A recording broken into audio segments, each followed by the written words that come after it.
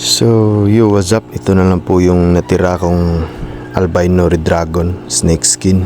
Ito na lang yung breeder kong natira. Dalawa na lang sila. Isang male at saka isang female. Pero grabe tong female ko. Sobrang laki talaga. Napakataas niya. Parang kasya sa viewing tank kong ito. At sobrang laki na ng tiyan niya. Sana mag-drop na to. So, yun na. Ilalagay na natin siya dito sa bagong lagayan niya. Ililipat ko lang to dito dahil malinis ang tubig dito.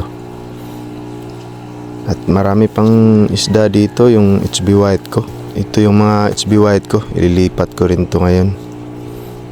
Dahil ipapalit ko dito yung albino red dragon snake skin.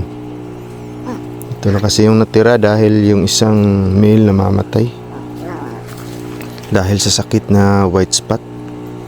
Mabuti pa ito, hindi ito na hawak. At ngayon, ito na lipat ko na sila.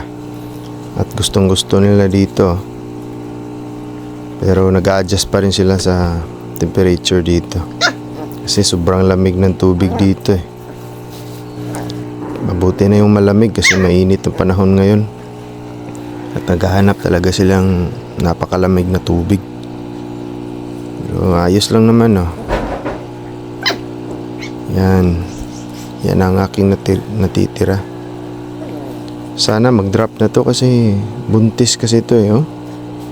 Malaki na ang tiyan nito.